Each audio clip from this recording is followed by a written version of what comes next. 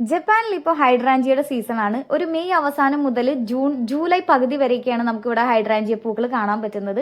പൂക്കൾ ഇഷ്ടപ്പെടുന്ന എല്ലാവർക്കും ഇഷ്ടമുള്ള ഒരു പൂവായിരിക്കും ഹൈഡ്രാഞ്ചിയ. അത്രയധികം വെറൈറ്റീസും നമുക്ക് തന്നെ ചില പൊടിക്കൈകളൊക്കെ ഉപയോഗിച്ചിട്ട് ഇതിന്റെ കളറൊക്കെ മാറ്റാൻ പറ്റുന്നുള്ളത് നിങ്ങൾക്ക് അറിയായിരിക്കും. നാട്ടിൽ ഹൈഡ്രാഞ്ചിയ വളർത്തുന്നവരൊക്കെ പറഞ്ഞു കേട്ടിട്ടുണ്ട് അത്ര പെട്ടെന്നൊന്നും ഇതിൽ പൂവ് ഉണ്ടാവാറില്ല എന്നുള്ളത്. ഇവിടെ എന്ന് വെച്ച് കഴിഞ്ഞാൽ റോഡ് സൈഡിലും നടക്കുന്ന വഴികളിലും ഒക്കെ നമുക്ക് ഹൈഡ്രാഞ്ചിയ കാണാൻ പറ്റും. അത്രയധികം വെറൈറ്റീസും കളർഫുൾ ആയിട്ടാണ് ഇതിങ്ങനെ പൂത്ത് നിൽക്കുന്നത്. ഞങ്ങളുടെ അപ്പാർട്ട്മെന്റിന്റെ താഴെയുള്ള ഒരു കുഞ്ഞു പൂന്തോട്ടത്തിലുള്ള കുറച്ച് ഹൈഡ്രാഞ്ചിയയും അതിന്റെ കുറച്ച് വെറൈറ്റീസ് ഒക്കെയാണ് ഞാൻ ഈ വീഡിയോയിൽ കാണിക്കുന്നത്.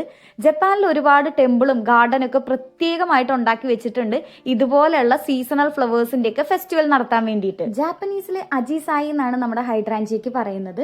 മണ്ണിന്റെ pH ലെവൽ അനുസരിച്ചിട്ടാണ് ഇതിന്റെ കളറിൽ ഡിഫറൻസ് ഉണ്ടാവുക എന്നുള്ളത് നിങ്ങൾക്ക് അറിയായിരിക്കും. അസിഡിക് ആയിട്ടുള്ള മണ്ണാണെങ്കിൽ അത് ഒന്നെങ്കിൽ ബ്ലൂ കളറോ അല്ലെങ്കിൽ പർപ്പിൾ കളറുള്ള ഫ്ലവേഴ്സ് ഒക്കെ ആയിരിക്കും.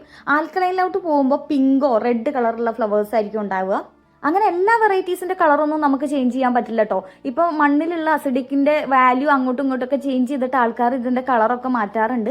പക്ഷെ എല്ലാ വെറൈറ്റീസിന്റെയും കളർ നമുക്ക് മാറ്റാൻ പറ്റില്ല. ഇപ്പോൾ എക്സാമ്പിൾ പറയുകയാണെങ്കിൽ ഇതിനകത്ത് വെള്ള കളറുള്ള ഹൈഡ്രാഞ്ചി ഉണ്ട്. അതിന്റെ കളറൊന്നും ഇങ്ങനെ pH ലെവലിൽ ചേഞ്ച് ചെയ്തിട്ട് മാറ്റാൻ പറ്റുന്നതല്ല.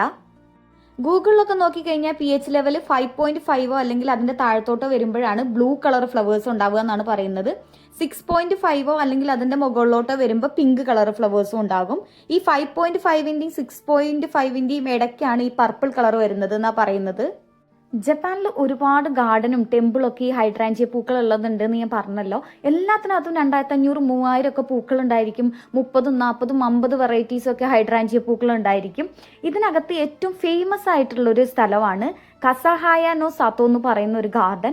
അതിന്റെ പ്രത്യേകത എന്ന് പറഞ്ഞു കഴിഞ്ഞാൽ 77,700 ഹൈഡ്രാഞ്ചിയ ചെടികളാണ് അതിനകത്ത് വെച്ച് പിടിപ്പിച്ചിട്ടുള്ളത്.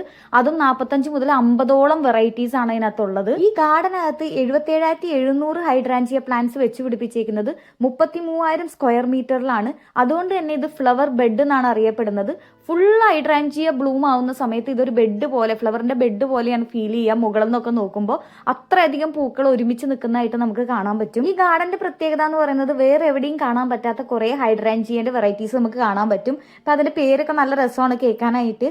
സെൽമ, ഷരോണ, സെലീന, സാൻഡ്ര, ശബരീന, സൊരായ, അങ്ങനെ കുറെ വെറൈറ്റീസ് ഇതിനകത്തുണ്ട്.